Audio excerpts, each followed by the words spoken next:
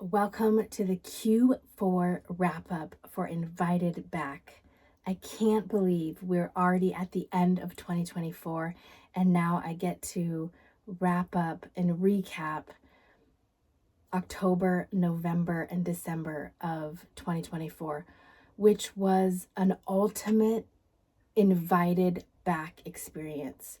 When I talk about being invited back to the things that matter most and to reimagine and reinvent and reinvite, that is what has happened in Q4.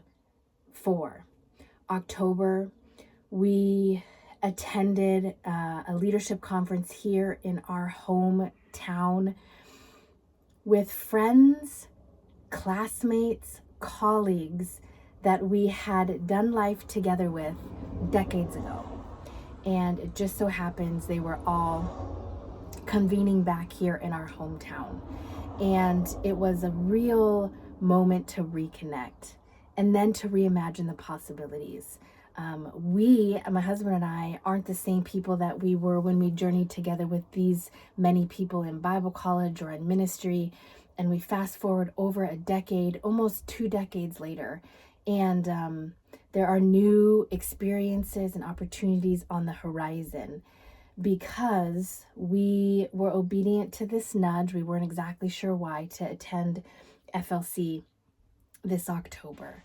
Another thing that I did was revisit the vein doctor. If you're following on my journey kind of on a week by week basis, you'll remember that I talked about paying attention to the things that we can't always see, but we might feel that are happening inside of us because they are affecting all the things that are surrounding us. A couple years ago, I had vein procedures done on each of my legs, and I went back to follow up because I was having some pain. Venous insufficiency is a thing that is hereditary. It also is often caused by multiple pregnancies. And it's also something that we don't often pay attention to in general until we're later on in life or it's really becoming a problem. But if we pay attention to it, the little signs on the surface that tell us that maybe there's something going on deeper inside, then we have an opportunity to take care of it on the front end and create that blood flow to our heart as it should be, to give us more energy, to help us to go faster and have more stamina and energy. So I went back to the vein doctor because I was having some pain. I wanted to follow up. Thankfully, nothing big needs to happen, and I can wait till the new year. But as I was sitting in the parking lot, waiting for my appointment, I had just dropped off my daughter and my husband at that conference I was telling you about. I needed to go to this appointment. I was on the phone with my best friend and I opened my email and I got news that I was accepted into a graduate program. I'll never forget that moment. And I'm really excited to share more about it as the new year starts. And in 2025, I'll share the journey with you. But all of that happened in October. A re-inviting back to relationships, to where we began, remembering the rhythms that we used to have with friends and as a couple, and now inviting our kids into that rhythm, reimagining the possibilities of what's ahead for grad school, and what the future could hold if we choose to accept the things that we might not know about yet, and if we choose to step forward and encourage one day at a time. So that October, now I started journaling week by week. In fact, I started journaling that I didn't mention in my Q3 recap in August was my 3rd invited back birthday, my business birthday. And in that first week of year 3, I committed to writing down the things that happened every week so that I could have a log and I could see what was going on, recognize the patterns, go back and remember and tell the stories. And So as I watched October unfold, I was journaling week by week. And we moved into November, and it was conversation after conversation with different people around the world that was continuing to expand our ideas and our ability to reimagine the possibilities. So we continued to build on the seeds that were watered in October, and see how those things and relationships and conversations would propel us forward as we continue to reimagine and reinvent for the year that's coming up. That is November. December 1st, I was in Washington State for a quick 2-day intensive meetings with the Wild Leaders team, and also to spend face-to-face quality time with my best friend. What a gift. There is nothing like conversations late into the night, face-to-face, about 20 years of friendship. We have seen each other through every season since that first day we met on the trolley in Honolulu in 2004. Now we're at 2024, 20 years later, continuing to journey together. And I can honestly say I wouldn't be where I am today without the faithful friendship, someone who is a safe place to continually reach out for support or a listening ear or honest feedback or prayer. She's that person that I reach out to time and time again, and we had the gift of being together as December started. What an amazing way to end to begin the last year of the month.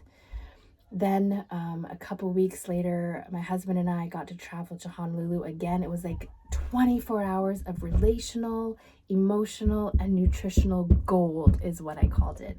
We got to be together with the team at Leolani Ukulele for the end of the year holiday family party, a tradition that we've come to love and continue to celebrate. And again, a chance to be invited back to the relationships that those relationships started again back in 2005, almost 20 years ago. And we continue to pour into each other, and we continue to reimagine the possibilities together, and we're excited for what 2025 has to offer.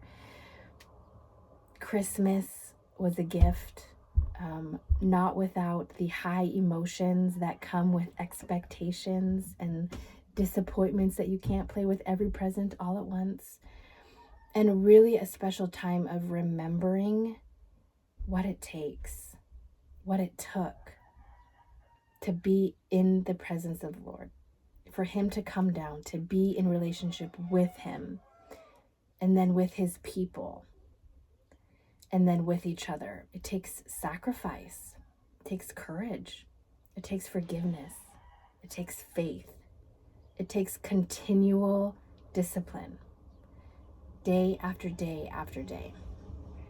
But if we can choose all of those things, and the things that matter most, we will continue to be invited back to the things that we can only individually pour ourselves into, to the people, to the places, and to the opportunities that lie ahead. Our family will spend the new year in separate places this year. And we haven't done this before. My husband and I are going to be in Japan for the new year, just like we were the year after we got engaged. Not the year. Well, December 25th is the anniversary of our engagement. We got engaged 2009, and then we flew a few days later to Japan. This year, December 25th, was a couple days ago, and in a couple days we will fly to Japan and recreate in some ways that special celebration as we ring the new year in Japan. And as we, again, I know I say this all the time, but we reimagine the possibilities for the future. We have been having some rich conversations about what this next 5, 10, 15 years might look like. And we're excited to continue those conversations on the ground in Japan. Thank you for being on this journey with me. Thank you for your courage to reimagine, reinvent, and reinvite. Thank you for your continued yes to the things that matter most. We're not going to get it perfect every time. No one gets it perfect every time. But when we fall down, when we get off the wagon, when we stray from the path, we turn and we get back on the path. We stand up and we take one more step forward. We apologize for the wrong choice, the wrong word, the wrong action. We mend those relationships and we continue forward. So here's to the journey ahead. It's been an incredible year, and I'm excited to continue to journey with you. Aloha, until next time.